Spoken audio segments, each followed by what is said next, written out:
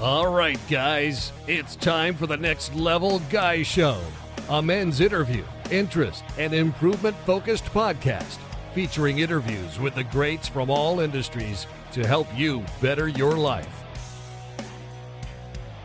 Each week, a new episode features an interview with one of the greats, covering all aspects of their story, from life hacks to tips and protocols that have allowed them to live life on the next level. We then highlight concrete action steps that you can use to improve your life. And now, your host, Ian Dawson Mackay.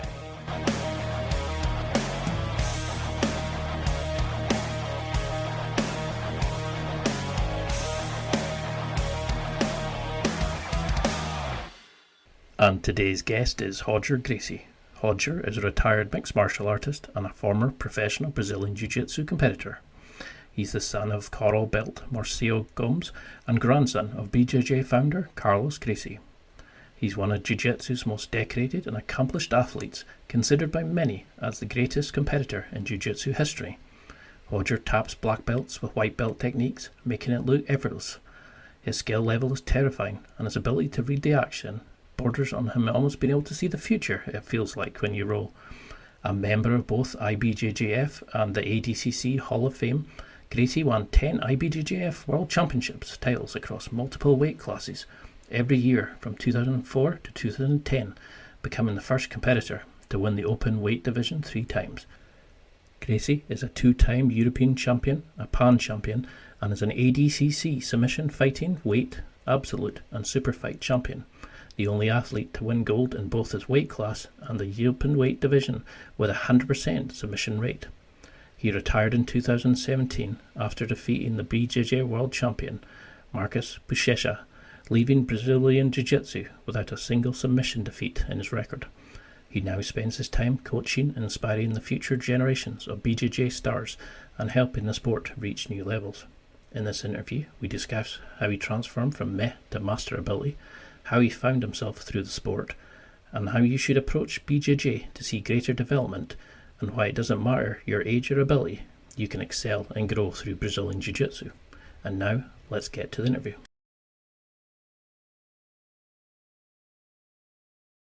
Well, thank you so much for coming on. This is a dream interview for me because I'm a big Jiu-Jitsu fan, and obviously to have the GOAT of all time, the greatest of all time on.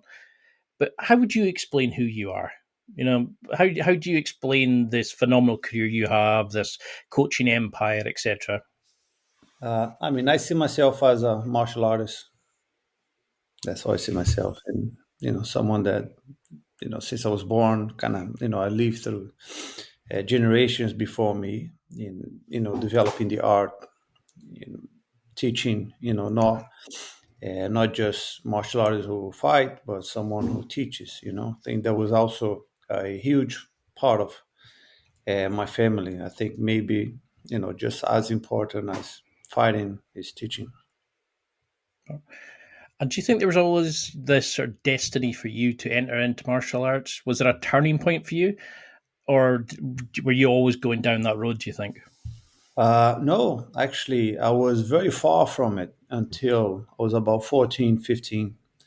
I think until then, I was never took any seriously, never really saw like a clear path as a fighter, taking, as a martial artist. I think I always saw it very big in my family, but I never really, before you were a kid, I've never really decided before I want to be a fighter. This is what I want.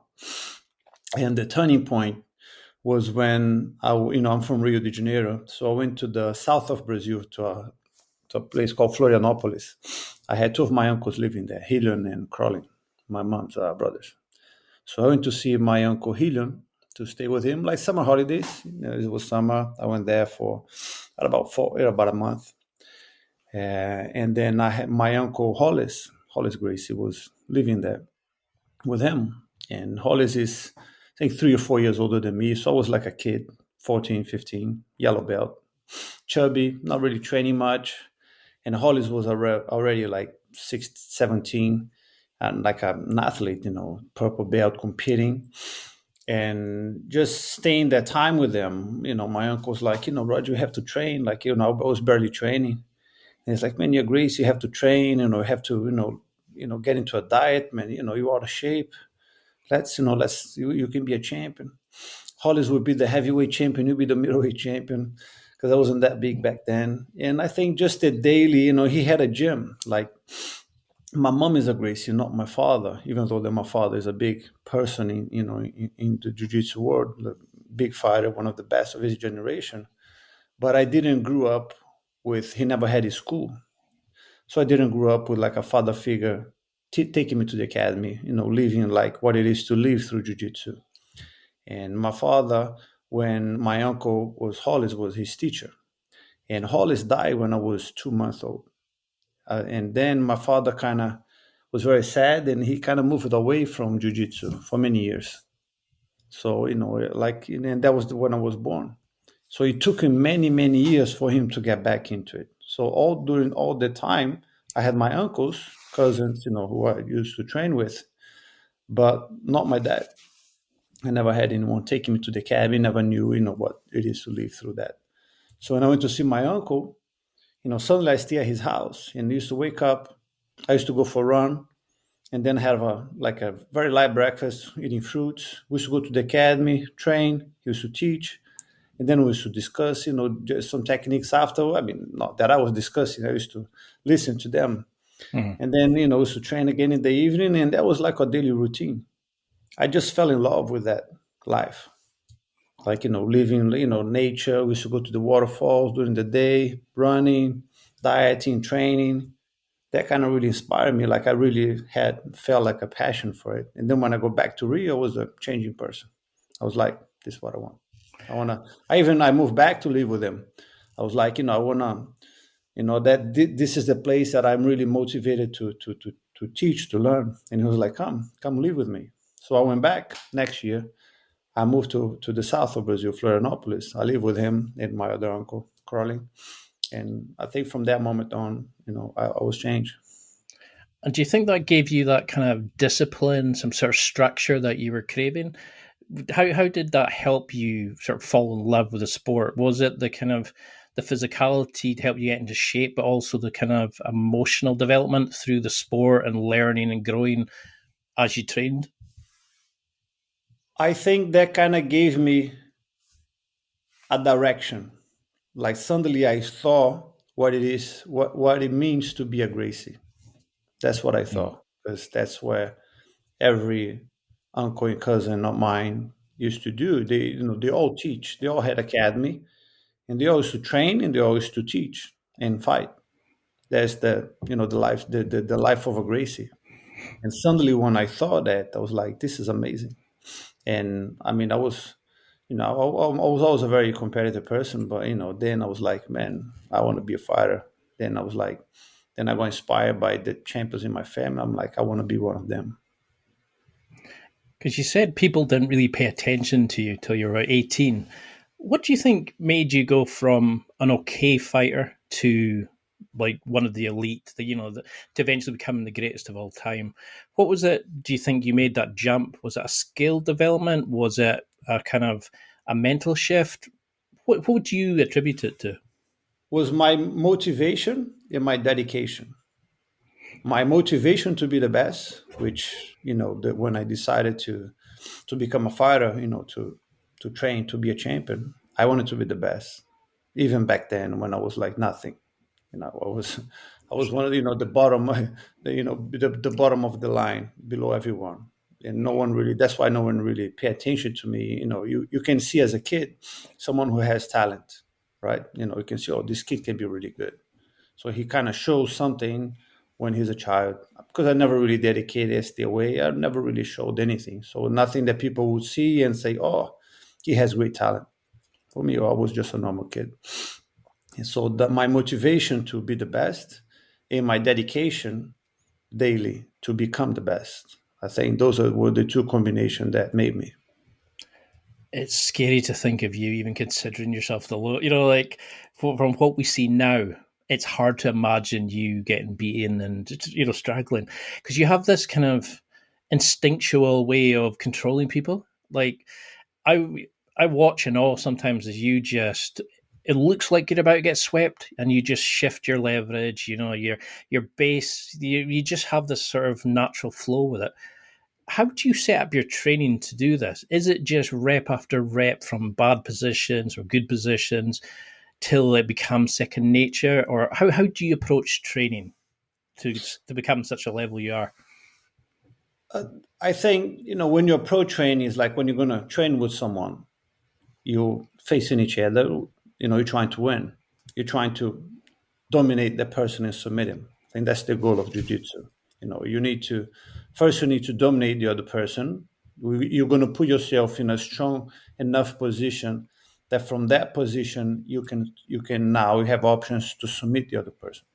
Then that's the goal. Once you can dominate someone, then submission ideally should be easier. Then if you're in an equal position, then it's very hard because the other person is in a position as strong as you. Then he's fully ready to defend your attacks. When you're in a very dominant position, like if you mounted someone, sitting in the person's chest, that person's completely pinned. So for him even to escape that position, then he'll give you something. That's the position you want to be, to have fully control of the other person before you submit. And I think the way to approach is like, you constantly trying the same goal. It's, to put the person in a pinning position and then submit him. So it's the repetition, and over again teaches you everything. Back then I used to train every day, twice a day. I've done that for years and years. So, you kind of always sort of go back to the same situation. You train with with your training partners. You have many different training partners, all levels. And then you get caught with something, and then you get caught again, and then you get caught again. And you're always trying to change something, not to get caught, to make it, to improve, to defend the situation. And I think, the improvement comes from that. The person is trying to submit, to sweep you. He'll sweep you once, twice, as many times as he needs for you to change something. Then when you change, now it becomes harder. Then you improved. And sweeping, not getting swept, what you're saying is like, it's almost, when you're about to be swept, to be reversed, it's almost like standing in a medicine ball.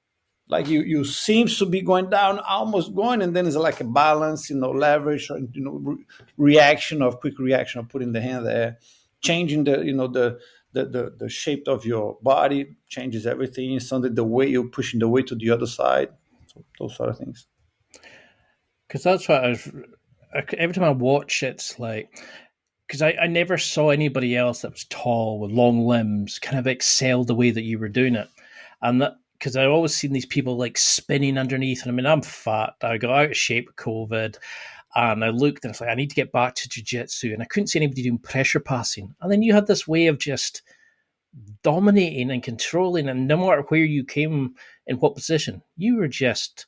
every second you just seemed to be knowing exactly what they were going to do. So is that how you learned? You just kind of asked questions, you sat and watched and just kind of put yourself out there? Yeah, of course I had great teachers who helped me along my life, they all helped me, and I've learned a lot from them. But I never had a teacher daily that, they used to follow me, and watching my training, every training session, then we sat down and say, look, oh, you did this wrong. No, you got to do this. That I never had, ever. I had uncles, my father, my cousins who always helped me, but none of them were like always beside me, looking at my training and then trying to correct me after. And, the way you described, and I think for you to really master something, you have to be fully relaxed, your body. And, if you're very stiff, you're very easy to be moved, very easy. And, very easy to be swept, very easy to be put in positions, and you get tired. I think, to really master jiu-jitsu is the ability to fight relaxed, because then you're truly using your body. You're truly using leverage. You're not muscling your way to win, because as long as you have energy, you'll be right, but your energy will eventually you'll tire. So I think the main thing, especially relating what you're saying, is I have a very relaxed way of fighting. Like I don't try to muscle my way into situations. Of course, there's some energy they have to put. It's not that I'm completely relaxed, that I don't use strength. Of course I do, but I don't rely on strength. I rely on leverage and my technique. I think it's the one of the biggest difference between me and my opponents. It's when you try, the moment that we grab each other, we move. If you're very stiff, that means it's the lack of confidence and technique. And like I was always very positive with my skills. That alone would have helped so many people, because I can remember when I started, I was holding on for dear life and I was getting thrown around. And then as soon as I got better, and as soon as you went to the sort of color belt class, you realize how easy people were taking on you as a white belt, because suddenly it opened up. And as I started trying to understand pressure passing, I watched some of your videos, and it just sort of clicks. I was nowhere near on your skill level, but like all your amazing videos and your tips, and then how do you keep that sort of sense of calmness? Because I read somewhere that you said about being the chubby kid who couldn't overpower people, so you focused on your technique. Do you have that confidence because you're focusing on the technique, but also that that you've got a mission in jiu-jitsu? Or where does this stem from, that confidence, the calmness to relax in jiu-jitsu? Is it just doing the rep after rep? Yes, I think first is because I start as a child, and everything that you start as an adult, you'll never be fully relaxed because it's too late. The adult, you will never really release that tension, your body tension. So because when you're learning, you will try to muscle your way into things. The adult will do that because you have power, so you will use. It's inevitable. That's why every beginner uses a lot of power, because that's what they have. This like, I don't have technique, but I have power. So I'm going to use it, until I can learn. The more I learn, eventually you'll start relaxing a little. But as a child, you see they don't use power because they don't have it. Every game the child plays, every sport, everything, child are very relaxed. So they learn purely the technique. And especially when I was a teenager, I was very tall, but not very strong. Like I matured late in life, I barely had hairs under my arms when I was like 15, so like me, as maturity, hormones and everything, it came late. So I was very tall, but I was not as strong for my age. People they're like 16, they are already like full beard, all muscly. I was like, I barely had any beard when I was 16, nothing. So, I'm like that now. I'm 40 and I'm still like that. yeah, little. So my body, it developed late. So I didn't have power to use. And I'm big. So I'm training with guys who are like way stronger than me. So I didn't have the, power to match them. So I think that massively helped develop my technique, massively, because I couldn't match the power, physical power. So, I had to develop my technique. So that massively helped my game, my skills. So do you think that's something where like a lot of newbies should focus on when they come in, is just focusing solely on the technique, not wasting energy, not trying to like power people off or explode out, but actually work on finding that gap, getting the time, not wasting energy, kind of building, do people come in and focus too much on the sexy stuff like the submissions rather than the escapes and getting the fundamentals and the basics right? Where do you see people going wrong when they start jiu-jitsu or return to it? First is ego. First is people's ego. Like men, we have a lot of ego. We hate to lose. So I think for a man to accept defeat to another man is very hard. So you're going to use as much power as you can not to lose to the other person. Like a kid has no ego. Like you watch, You watch a kids class, you watch two kids training. They will accept being under pressure, being in a bad position, and still be very relaxed. Kids, they don't care. They can get swept, they can get mounted, they roll around one place to the other, and they do all that being very relaxed. You don't see them like powering the way out of that. That does not happen with adults. Adults, they will muscle their way out, not because they won't accept defeat.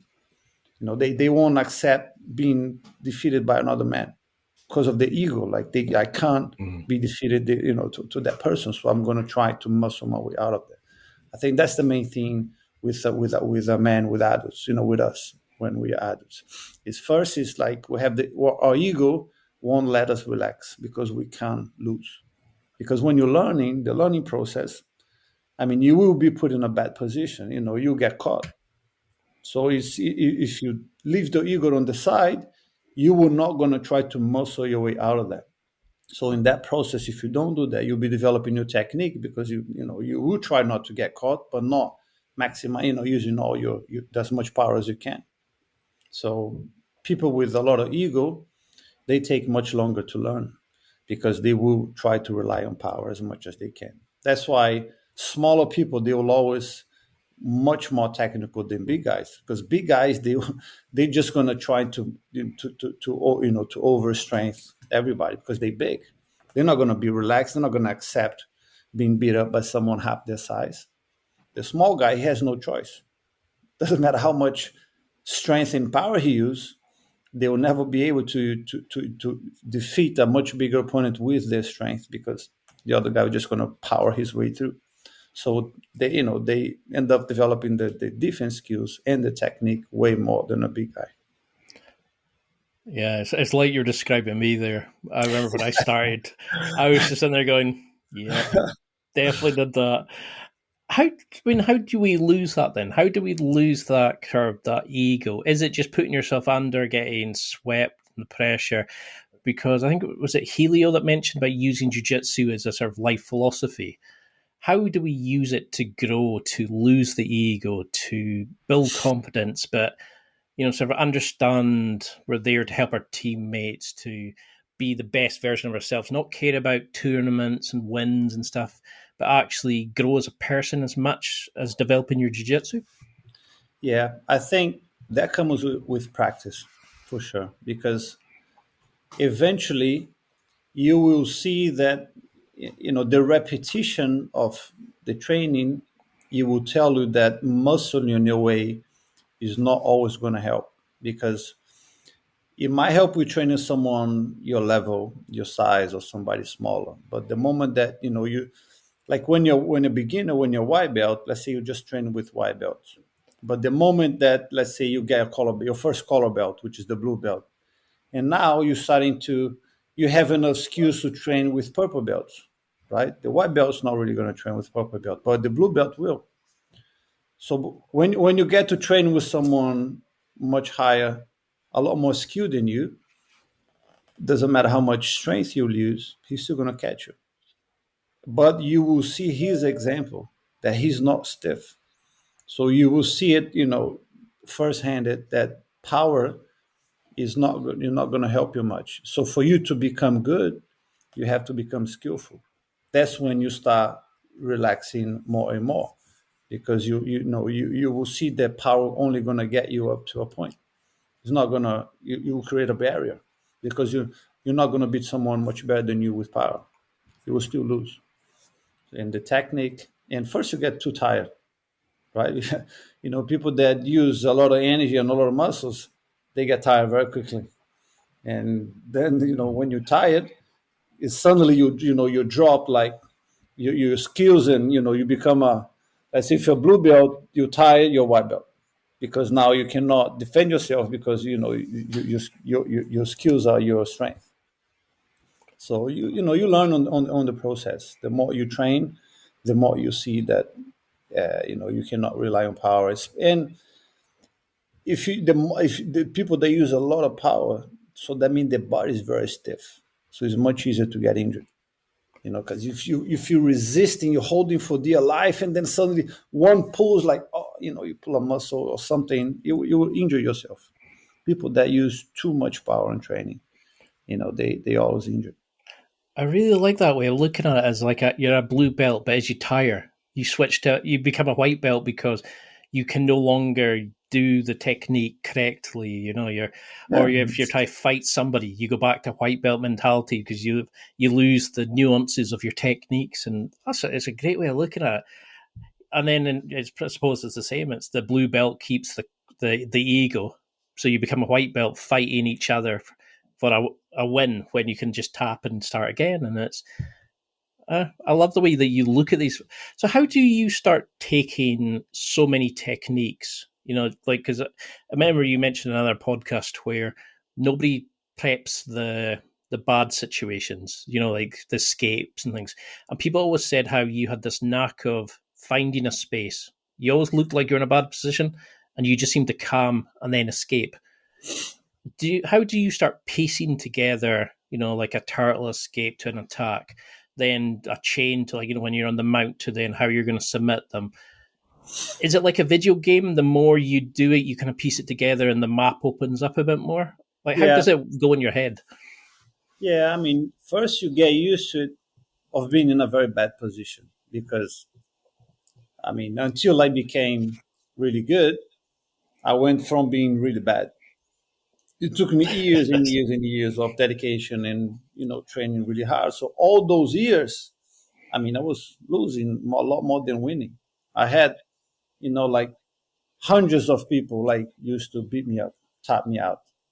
So, and but I used to train with the best. I used to give my best. I never really care about losing because it's a learning process. I'm like, you can catch me today. We're gonna still train tomorrow, and the day after, and the day after that. One day, my goal is to win. One day, I'm gonna catch you. That was that was always what I had in mind. I don't mind losing. You can catch me today. I'm learning. One day I'm gonna catch you. I'm gonna train until I can catch you. That's what I always had in mind with my training partners, people I fight. I don't mind losing, but I hate losing. I'm gonna give my best to win against you, and from you learning. So it's the coming back and trying to change something, trying to develop your skills, and one day I'm gonna win. So do Doesn't you matter how see? long, I will. I love that. I love that mindset of, like, it's a marathon, not a sprint. It's not what's happening today, it's how you're going to grow as a person later. Where does that sort of humbleness come from, do you think? I think it comes from within. It's I don't know. If you ask me where did I come from, where did that come from? I don't know. I think I was always humble. I was never. I don't remember ever being arrogant. So I think that's just the way I am. I was always a very calm person. I was never someone who gives to emotions, a lot. So I was naturally that came very natural for me. Of course, I used to get nervous and things like that, but that calmness and I think I wouldn't say I was born with that. Maybe I was. I don't know when I developed that, but I don't remember being otherwise. So I think that always helped me massively. Just being the way I am, it helped me a lot. So what's your sort of mindset when you roll now? Do you go in and think, I'm going to go in and explore, I'm going to put myself in bad positions, I'm going to grow, really test myself with my technique, but I'm going to remain sort of fluid and not non-resistant? What kind of do you have a mantra or what could somebody listen to this use the next role they have to expand and explore and learn jiu-jitsu better, do you think? Uh, I think it's kind of the same. It's now I'm not an athlete anymore, retired. So I think the intensity of my training is much less. I don't train as hard. I'm not. My conditioning is not as good. My strength it did diminish, of course. I was in my top condition. I was like, my condition was better. I was stronger. I was faster. My time reaction was better. So now that I don't compete anymore, I think things just kind of slowed and calmed down a bit. So my pace is slightly smaller because I cannot keep that pace that I used to have as a competitor because I don't have the physicality follow that up. I get more tired. I get tired quicker. I don't have the strength I used to have because I don't train as hard. So it's the same. I think it's just adapting. Your game is always changing over the years a little. You always kind of, you venture yourself to learn new things, to practice new ways of trying to pass the other person. So the game, you always kind of trying to find out what works for you, what doesn't. It's suddenly I'm doing a different kind of guard. When I play more my back instead of things like that. But it's kind of the same. I think more slower and calmer. I'll say that's a big difference. So, you've talked in other podcasts about when you train for competitions, you didn't have a strategy because it was always you thought it was so unpredictable. You didn't really plan for it. How did you sort of train for competitions without a strategy? Did you just go in and think, this is what I'm good at, this is what I'm going to focus on? What's your planning for those kind of things? I never really made a strategy because I don't really believe in strategy much because things can change. When you focus too much on a strategy, if suddenly the fight is going in a different direction, you can be lost. You can suddenly lose yourself, in the middle of the fight because, it's you plan, you've been training for weeks, the fight to go one way and suddenly it's going a different way. And then what do? Do you change strategy? Do you change plans in the middle, or do you try to force the fight in the way you planned before?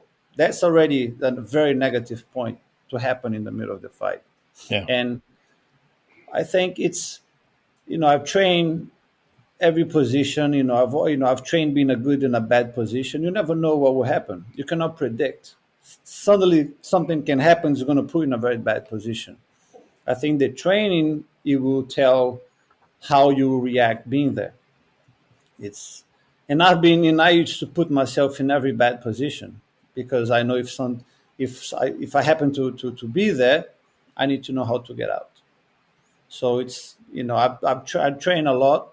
Like I always wanted to implement my best game. I don't care about the other person.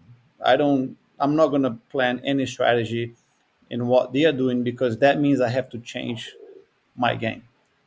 And your A game, the things you do best, that's your weapons to beat your opponent. It's what you do best, your best moves, your best sweeps, your best guard pass. That's what I always have to focus. What I do best. If they can block that, they're better than me. If you can completely neutralize all my game, you beat me. If you can do that, you win the fight. So it's like, I'm going to implement my best games, what I do best. And that, if that's not enough to beat you, I'm just not good enough. I suppose that's hardly ever happened, to be honest, like somebody beating you. But I really like that because if you do a strategy for somebody else, you're playing their game. You're changing your way of doing it to suit them. Yeah, I like that. I need to do what I do best.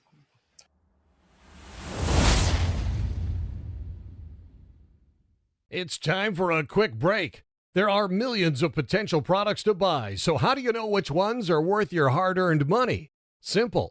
You go to nextlevelguy.com/affiliates and explore those that will transform and improve your life. You'll find deals, listener exclusives, and special offers with some great companies. Recommendations are 100% honest and only on items Ian has tried or believes in. The companies showcased will make you a better man in all areas of your life. Simply go to nextlevelguy.com/affiliates and level up.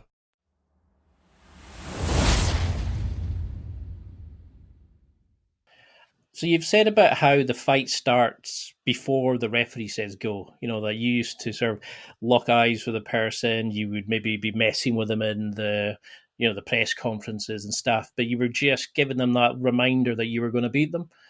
How do you switch on that competition mindset?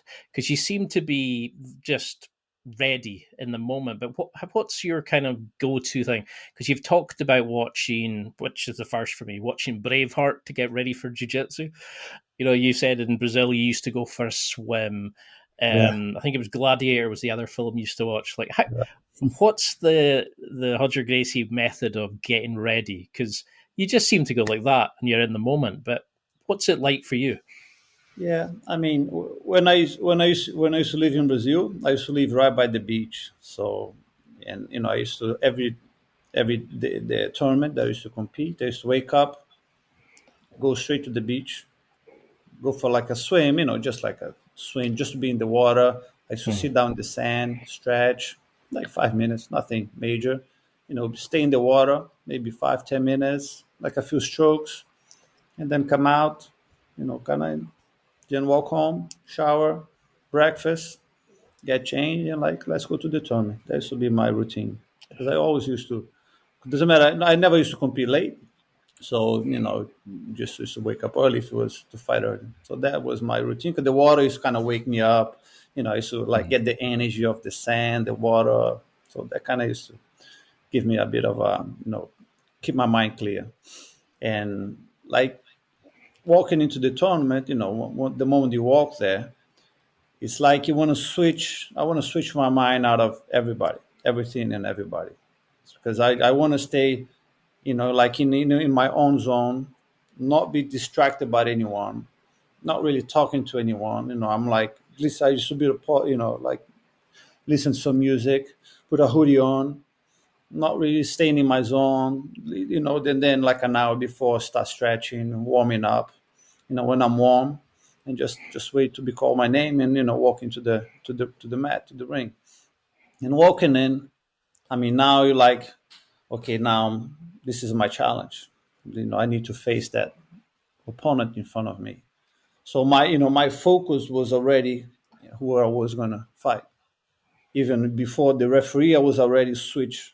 I see nobody. I'm like, now nothing exists. Like, there's no thinking now. I'm like, just be very calm, stay focused, and then as I walk to the ring, I'm already facing him even before the referee starts. So my eyes, my focus, my attention is all on my opponent. I'm reading him. I'm trying to see how nervous he is. I'm staring in his eyes, not really trying to intimidate. Never really, there was never my intention to, look at someone's eyes, like, trying to intimidate anyone. I was like very blank looking, but my focus, my eyes, it was on his eyes. Now I'm like, even before the referee say go, I'm like, my eyes will never come out of my opponent. And then right away, I see how much nervous he is, how his confidence, body language. If it doesn't stare you back, if he's nervous, that's already a good advantage.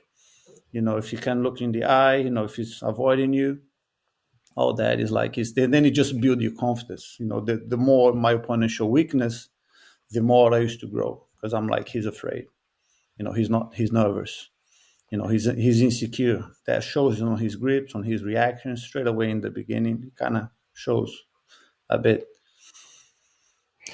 And are you looking to kind of feel your way into it, absorb, and just kind of react till you get to a point where you can start implementing, your preferred strategies? Or are you kind of just, do you prefer to be the aggressor? How do you like to take on a fight? Because I think too many people focus so much on the training beforehand. How, Yeah. because you just seem relaxed and calm in that. Is it just that you're confident in your own abilities?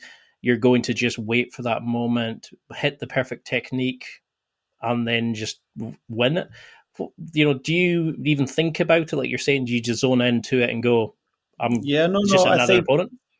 no. With me, it was like, as a black belt, we fight 10 minute round, just one 10 minute rounds, and then either the person tap, which you might finish before, or it goes to decision.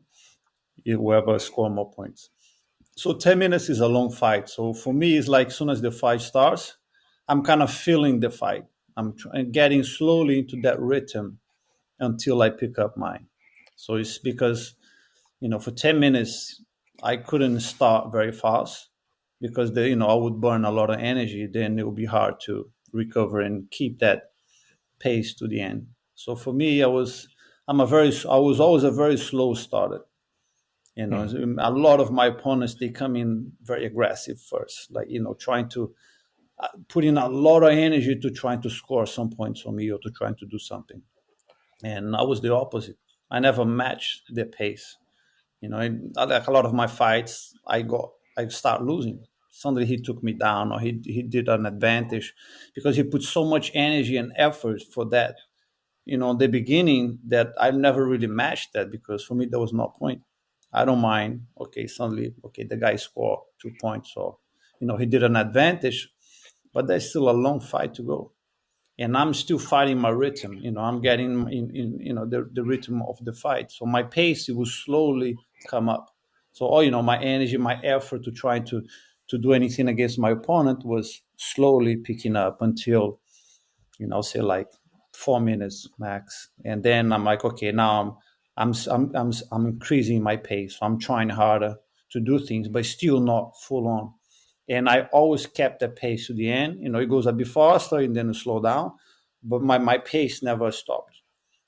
And that was how I overcame most of my opponents, because every time I fought a very big and strong guy, every time they all gassed, all of them, because they rely on power, and they never, and they couldn't keep my pace, because a lot of the things that they rely on power. The beginning is very hard because they're very strong. They have their whole energy to try to defend what I'm trying to do. So it's very hard, but their resistance will drop because they cannot use. They won't have power to defend the whole fight. 10 minutes is too long, and after 5 minutes, that's when I was used to grow a lot in the fight. So, the first half was hard, very hard for me. Every first half was like tough. Second half, always much easier, because I just found my pace. I found my zone. Now I have my rhythm. Now I'm going, and they is slowing down. That must be terrifying. You're breathing out your arse, you've blown your what, you've shot it like Roger Gracie, you've given it all, and you're just beginning to warm up. That must be just terrifying for your opponents. Yeah. But people have said when they've rolled with you that even when it looks like they're close to tapping you, you just find this tiny bit of space and you come out, or you can hit a submission from anywhere. Do you prefer using positional like sparring so that you can learn to attack the body from all positions, that you can find escapes from all positions? Is that the key for the best development for anybody, including a fat guy about to return to jiu-jitsu? Should we be Yeah. using more positional sparring? To learn, yes. That's when you develop your skills, because the repetition of the same situation, at some point you will learn. So it's, if you practice the same sparring situation over and over again, and you can make the same mistakes over and over again, but at some point you will try to change something because it's not working.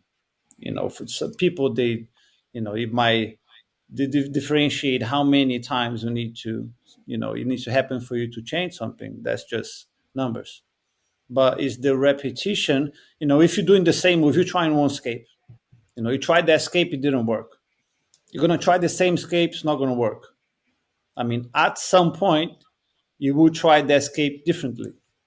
Or at some point, you try to find the right time for the escape. You're doing the wrong time, or, you're doing something that's not working. So you always try to change something. And at some point, something will happen if you keep changing, that you're going to escape. And then you're going to replicate that same movement. And that's when you improve. Now you're practicing the same escape, doing something different that is now is working. So that only happens with the repetition and of that specific situation, because the specific sparring, if something happens that you're out of that situation, you stop and you go back again. And you go out of the situation, you stop and go back again. So you keep going back to the same situation. So you get to try the same things. That's when you really learn, because the repetition. I can tell you, if you do this escape, do this and it's going to help you escape. But then you got to practice. And practice just 5 minutes or practice once or twice is not going to make you learn that. You need to practice many times, many times, many times until you start doing without really thinking much. That's when you really learn a move. When the move comes naturally without having to think much before the move. Because fighting, everything happens fast, right? Fighting is a movement. We're fighting, and then boom, something happens. We're fighting, boom, something happens. You don't have time to think much. What should I do now?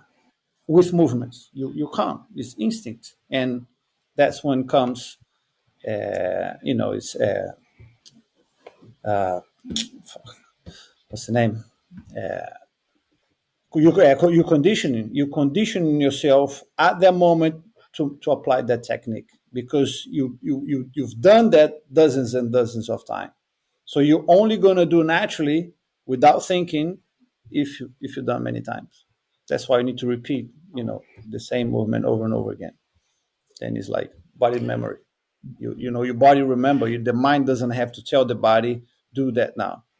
Because if the mind has to think and then tell the body to do it, too late. Now we're moving out of, now we're no longer in that position. You change. Now it's something else. So how do you focus then on building that conditioning? Is it through positional sparring? Because I think you said you stopped lifting heavy, so you went to Olympic lifts and hill sprints. How do you train to keep the longevity, to be able to do, like you're saying, to train at such a level? Is it, do we need people to be doing a bit of weight training, some sprinting, but also be on the mats? What's your take on the people who say the best way to be conditioned for jiu-jitsu is to do jiu-jitsu? Would you agree with that? It is the best way. Nothing compares to doing jiu-jitsu. I think, as an athlete and a hobbyist, is completely different. So let's say, most people that train jiu-jitsu are just hobby. They do for the love of the sport. So I think when you're young, your body's strong. You can be in awkward position. Your body can be twisted, and then you'll be fine. Today I had a little bit of pain in my back. Next day, you're brand new. As you get older, it's different. Suddenly you got a little pain on your back that will stay there for days. Definitely. So I think some kind of weight training. To be honest, like any basic weight training is fine. If you can squat, do pull-ups and push-ups, that's fine. That's enough.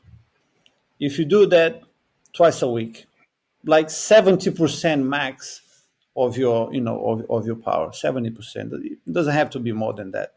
So that means you're making your body stronger. Your lower back, the muscles of your back gets a little bit tighter. The muscles on your shoulder get a bit tighter. Your joints, everything gets stronger. So when you're going to train, your body, you're not going to get injured as easy, because your muscles will hold. You're building muscles, even small a bit, but now your muscles are stronger. If you don't do weights, and then because jiu-jitsu is unequal on the body, like it's you use more your left arm than your left most of the times. You use more of your left leg than right leg, so you're building the muscles differently on your body. So when you do weights, you align all the muscles together, because if you do squats, is your whole body working both sides exactly the same, carrying the same load, doing the same exercise. So you kind of equalize your muscles when you do weights. That's why I think it's very important, especially for as you get older. Especially, it will help you on your longevity. As you get older. The older you get, it's extremely important to do a little bit of weights, even once a week. If you get squats, put 20 kilos each side, 10 times, four reps of 10 times. That's enough. Once a week, that's good. Twice a week, amazing. That's it. You need nothing more. So it's not, you don't have to be a bodybuilder, like do crazy weight training, but you do need a little bit. It will help you a lot. Like if I'm doing basic weights, I fell on my shoulders a couple of times during my life. That I have a weakness in my shoulder. I never needed surgery, but it bothers me a little bit. It gives me a bit of pain. Sometimes puts my neck a little bit. Sometimes my lower back, because I'm tall and my core is not super strong. sometimes I put myself in some situations that afterwards, like, my lower back hurts a little bit. So if I'm doing weights, changes everything. Suddenly all my pains go away. I think you've just got a heap of people signing up for gym memberships just now, because people always think it's like this secret sauce and stuff. And I love how your sort of techniques are. Just keep it, like, don't go mad the night before. Go in, switch on the day. Have a easy breakfast, loosen up, but then get in the zone when you're there. Don't overcomplicate it. But when you did lose and you hardly ever lost, how did you look back at these? Or when you had a poor training session, did you analyze it? Did you journal it? What goes through your mind? Or do you think, it's a marathon, I'm learning from it, and I'll use it for the next one? Yeah. Every time I'm lost, I'm like, I'm not happy. I need to get better. I'm not good enough. I need to get better. That cannot happen. So I'm like, gotta get better, improve my skills. That's what I always thought. I'm like, almost. Like as a black belt, every time I lost was like very, very close fight. Like one small advantage.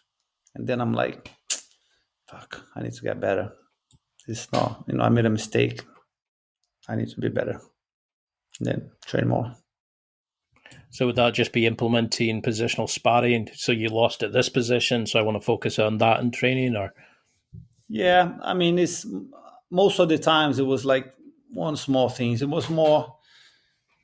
One time I underestimate, the first time in my life and only that I underestimate someone, I lost. I'm like, that's bad. The second time I was too stubborn, and most of the times that I lost, I could have won easily. To be honest, I could have. I think it was my stubbornness that made me lose maybe 2 or 3 fights. I think it was more. I lost to myself more than my opponents. It was more like I wanted the fight to go this way, and I persisted too much instead of trying to change. I think my arrogance, I lost to every time. In a black belt, I only lost to myself. My arrogance made me lose. My arrogance, my stubbornness. And then I'm like, I need to get better. I need to be more mature. I love that. I love that way of thinking. I made the mistake, but I can fix it. I can go and you've just got this amazing way of looking at it. But when you've retired from competing and you decided to go into coaching, how did you deal with that change? From the adulation of the fans during competitions and the noise and the lights and all that to coaching. Did you struggle, or was it a natural progression? Because you have this beautiful relationship with your dad. Do you think you're always predestined to coach together, build an academy, to have that connection? Yeah, I think for me, it was easier. It was easy in a way because I saw it coming. I knew years before. I'm like, when I get to around 37 years old, I will hang my boots. I'm like, I never thought myself fighting, competing, over 37. And when I was 30 years old, like it's my academy start growing, my association, all the business that will get involved, and I always to put everything on hold in a way that my main focus was my career, my competition. So if when I have a fight, when I have a competition, I used to stop everything that I was doing for fully focus on my training, fully 100%. Like 5-10% I was to focus in other things. But I think over the years that was just getting more and more. In the last few years, I couldn't 100% just focus on my training. No, I had to be still involved in other things. And I had like opportunity and plans, to do things that I kept on hold for years because I knew like I don't want to start something and then suddenly I have I have to stop because I need to train. It's not gonna be good. So and then I knew I'm like, okay, maybe in 2 more years, maybe 3 more years, I'm gonna stop. So I saw it coming slowly. So it was easier when I stopped. Of course, I think that's the hardest part of an athlete any sport, to know when to stop. Because what do you do after? I mean, something you've been dedicating for 20 years. Suddenly you have to stop. Now what? Like, you see how many people keep coming back. They retire, they stopped, they come back because they had just haven't, they're not doing anything more, or everything that they're doing is boring. They don't have passion for it. My passion was fighting, so they all keep coming back.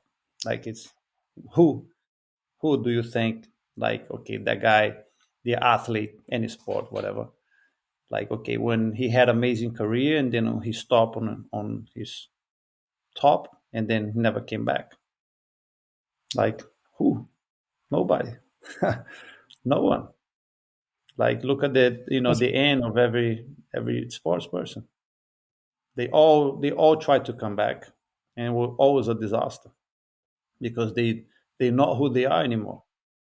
They can be still good, but they will never be who they were. I think that's the thing with me. People ask me, when if you're going to fight again, it's like you still have it. You're still very good. You should fight. You should fight. I will never be what I used to be. Now it's impossible. I'll be 42 this year. I'm still tough. Don't take me bad. I can still be well prepared, but I will never be what I used to be. So for me, there's no point. Zero. Like, if I can't be what I used to be, why should I compete again? Why? If I'm worse than the old Roger used to beat me up, then I mean, you have to accept, turn the page, go do something else. But I think that kind of links into what you were saying a minute ago about being the maturity of it. It's the growth from it, and like there goes to the Helio statement of using jiu-jitsu as a kind of a growing tool, a life philosophy. You're now going into the next natural progression. So how do you find that juggling of having a family? You've got a beautiful family, but you've also got multiple affiliate businesses. You're coaching, you're training, you're doing all these amazing things. You've got RGTV, you've got all these kind of amazing things are happening. How do you find juggling that now? Do you struggle with it, or does the pressure from competing help you in this sense? No, I think it's now it's different projects. You try to build and create new things. Before was like, I'm trying to build myself, my skills as a fighter, as a competitor. Now, it's not the point anymore. Now you focus in your energy in building other things, creating different things in life, things that you couldn't do before. Now I have the freedom to do it. Like, before, I could never get involved with any long-term project because I would have to stop that project for weeks out of in the year, because now I have to fight. So I can't do that anymore. Now I need to stop. Now I don't have to stop. Now I have the chance to build, things in a long-term project, which is, life is still exciting. I started my academy very young, so when I retired, I already had my academy. I think people that never opened the academy, suddenly they stop competing, and then now what? It's natural for you to, it's easier for you to build academy. You have your reputation and everything else. People that want to train under you, but you're starting something that you've never done before. That's why it's very difficult for.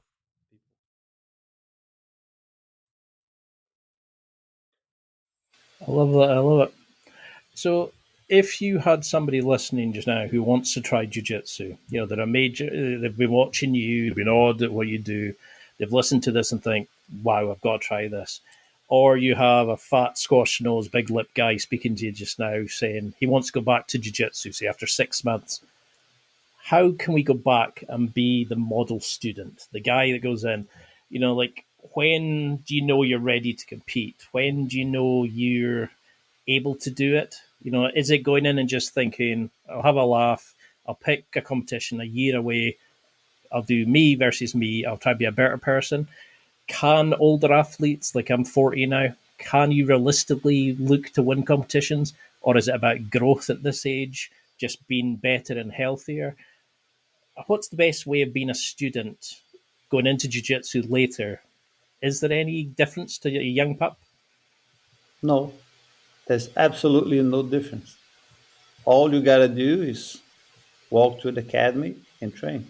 What's the difference? There is no difference. The difference now is the older we get, the more afraid we get. Now we're afraid to lose. We're afraid to look bad. We're afraid to feel bad or feel embarrassed. I'm going to lose. I'm unfit. I'm this. What if? Now is a lot of what ifs. Kids, there's no what ifs. They go and have fun, and that's it. Adults, when we get adults, like, what if this? What if that? What I hear the most is, I tell people, come train, haven't trained for a while, or, try to convince someone jiu-jitsu is amazing. The first thing they tell you, oh, yeah, but I'm so out of shape, man. Give me a couple of weeks. I'm going to train a little bit and I'm going to go back. I mean, you're never going to go back. If you need to do something to go back, to start, training, it's not going to happen because you're afraid to lose now. You're afraid. That's your ego telling you. I mean, it's the best way to get fitness in jiu-jitsu is training jiu-jitsu. You're gonna expect to be 6 months away, 1 year, or never trained before. You wanna get that first day and look great. I mean, what in life do we do day one that we're gonna look great? Tell me what. I wish it was true. Nothing. But Absolutely nothing. I want to start French. I mean, the first day is the worst. Like you don't even know how to say hi. I mean, what worse can be? Well, I'm going to read a book before I join a class because I don't want to look so bad. I don't want to get there and I can't even say hi. I mean, so what? You're learning. Go train, man. Okay, I look terrible the first day. I got beat up. I got half my size. Yeah, so what? That's your ego. You will. I mean, if that's the case, shit happens. Come back the next day and try to improve.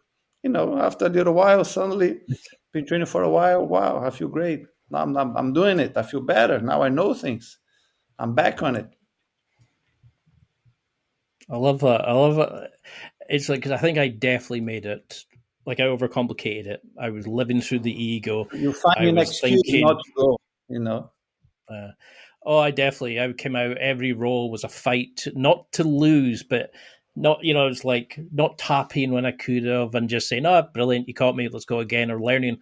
It was living the ego. I lost the fun of it. And I watch my nephews just now playing football and all these sorts of things, and they just do it for the fun of it. And I was thinking, that's the mindset I need to go. But I know we're an hour in, and I can't believe we're just touching the surface. I've got thousands of questions. I'd love to have you on again because it's an honor. I think I got a bit starstruck at the start. But what would you want people listening to remember from this? Is it a message, some points, or is it a focus you want people to just remember about jiu-jitsu, competition, about yourself, about what we can do in life, what we're capable of? I mean, I think what I want people to see, it's everything is possible. If all it takes is dedication, everything. I mean, I'm a living proof of that. I stand at the bottom of the, in my dedication and my motivation kept me going, and I made it. I became who I am, and I mean, jiu-jitsu. Everyone that trains jiu-jitsu change people's life. Change their life. It's the best thing in the world. Like, it's not because don't come train with me. Go train with somebody else. I don't care where you train. Jiu-jitsu, until you do it, is the best thing in the planet. It's the best exercise. It's a full body. Every time I train, I switched off my mind. After training, you're so relaxed. Suddenly your problems are not as big as a problem anymore. You don't care much. It's like, not, whatever. Like, I'm just there with the guy who trying to rip my head off. That's a real problem. That's life and death problem. The guy was trying to rip my head off. I have to face that problem. Every other problem is not a bigger problem anymore. Jiu-jitsu, until you do it, change your life, change everybody's life. Look at the world. Look how many people are doing more and more. Zackenberg, just for his first tournament. I mean, everybody's doing. Everyone who gets into it, they fall in love. All you gotta do is leave your ego outside. That's all. If you leave your ego outside, it will change your life. And is that just from turning up? Do you think losing the ego is just Enough. growing maturing as you go along? There's no preparation, nothing. I'm away, and I've been away from training a while. Sometimes I'm too busy traveling. My conditioning was terrible. Now I want to get back into it. What do? I walk into the academy and train. First day is a disaster. Gas, can't do more than a few rounds, short rounds, because long rounds was now you're gonna kill me. I keep coming back. The next day I'm better. Next day I'm better. 2 weeks in, oh, I'm a different person. My cardio is better. I'm getting my reactions are better. 2 weeks. Give it 2 weeks, you suddenly say, "Whew, I'm getting into it." But your body will change. Now you're more relaxed. You're not as stiff. That's it. Practice. All it takes is practice. The more you practice, the And you better it seem becomes. you have this amazing academy where everybody seems to like each other and they get on so well. What would you say to people about using jiu-jitsu as a way to make friends and connect and kind of find your tribe, your people? I think the one thing, in my academy, of course, you have that in your other academy as well. I think jiu-jitsu is kind of place that everyone is equal. Like it's one place that you go where, anywhere in this planet, that everybody is equal. You put the gi on, the only what's different in people is just the color of the belt. Doesn't matter who you are, you're training. Yeah. It's your level that matters, not who you are. So everyone is in an equal place. And I think that creates a big comfort for someone you recognize by your skills, by your effort, not by your social status, by your color, who you are, where you come from. So I think that's the place that people feel comfortable. If the environment is good, like I like to believe my academy is, I think we have amazing environment. Everyone is very happy. It's that there's no judging. Is you are measured by your skills and your personality.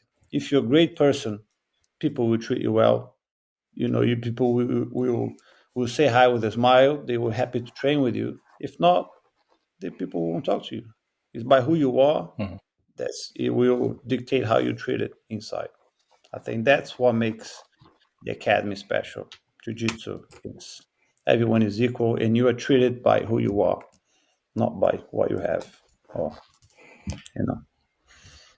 I like that. I like that kind of give to others, be the good training partner for others as much as you expect from them. And don't, I like that way of looking at it. Like, I would love to have you on again and do a round two. How can we keep in touch with you? How can we come down and train? Do you offer people coming in from other gyms? How can we sign up for RGTV and use that, your instructionals? How can we follow along this amazing evolution that you're doing for jiu-jitsu? Yeah, I have my main school in Hammersmith, West London. If you go rogergracie.com, the address are there, the number, all the information you need, the classes. You come for an intro class. It's just for you to understand what jiu-jitsu is. If you never train, you'll get an instructor who will explain you everything. He's going to show you the class. You will see what happens in the class. You can even try one class straight away. We are open for everyone. I'm very open for people from other schools. We have visitors daily from, people who come to visit London for a reason or come to train at school for a few days or for a week. Everybody's welcome. We are open doors for everyone. Everyone who want to train, want to learn, everybody's welcome. Roger Gracie TV is a huge platform I have for videos, online tuitions, trainings. I have, my father's there. I have a few of my instructors. It's, it's really amazing. I have almost 1,000 videos there. There's a lot to learn. And I've just opened a clothing company called Gentle Art Apparel. I started a couple months ago. That's going super well. Have amazing things. It's growing. So yeah, exciting.